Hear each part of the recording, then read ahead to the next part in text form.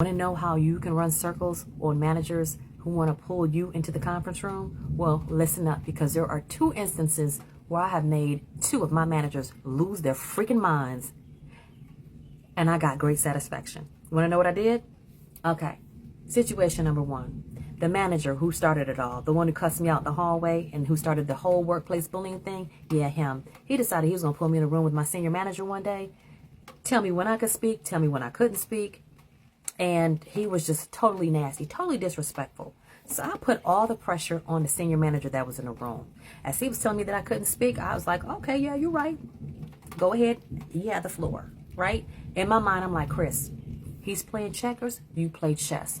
Piss him off. This is the conversation I'm having in my mind. Be professional, but play the game. So as he was telling me, this is my meeting, I speak, I tell you when you can speak. They want you to say, don't talk to me that way. And then that way you guys go back and forth, and that way they give you a reason to fire you, whatever the case may be. When he was telling me, this is my meeting, I tell you when you can speak, I was like, you know what, you're right, this is your meeting. Go ahead and speak. You were saying? He didn't have nothing to say. And then I left it up to my senior manager to say, okay, please don't talk to her that way. You see where I'm going with this? In the meantime, he's just, throwing all these jabs at me. In the meantime, I'm like, I'm calm, cool, collected, sitting there, because I'm like, I got this guy. Because they want a reaction out of you, but instead I flipped the script on him, and I was getting all kinds of reactions out of him. You know what he said? He was just like, she's carefully crafting her words. And every time I spoke, he was falling down in his chair. You guys, this is a 60-something-year-old man. He said, oh. He's throwing his hands up. She's carefully crafting her words. You guys, I was loving every second of it. And when it worked that first time, I said, okay, the next time someone pulls me into a conference room, I'm going to do the same thing again. Sure enough, a couple of toxic managers later, this other manager put me on the PIP. And he's pulling me into this room, red, yellow, green. I got 60 days to get myself together. And every week when we're meeting with human resources, it's the reason why he has me on red or yellow here, and he's always trying to make up a reason why, right? I got my documentation together. I knew I was doing my job. I knew he was just picking with me. And at this point, I'm making a plan in my own, in the background, because I'm like, okay, PIPs, we already know what a PIP is, you guys, right?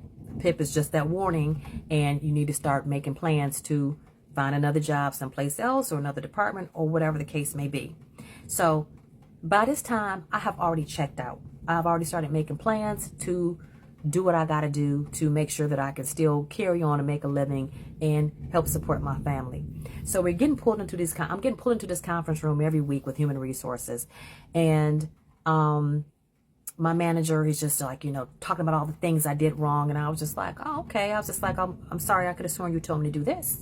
Here's documentation where you told me to do that, or oh, you wanted me to do this? Oh, okay. Well, you didn't explain that to me that way. I'm sorry. I'll make sure that I do better next time. And I was just, everything that he was saying, I was kind of agreeing with him, because once again, they're looking for the fight. I wasn't giving it to him. I was giving him everything he wanted. And you know what he was doing? This guy was like in his mid-late 30s. He was pounding the table. Same reaction, you guys. I'm telling you, great satisfaction I got from it. So next time you get pulled into a conference room, don't give them what they're looking for. They want a reaction out of you, but no, get a reaction out of them. And I'm telling you, love every second of it. And every time they pull you in the conference room, just agree with them.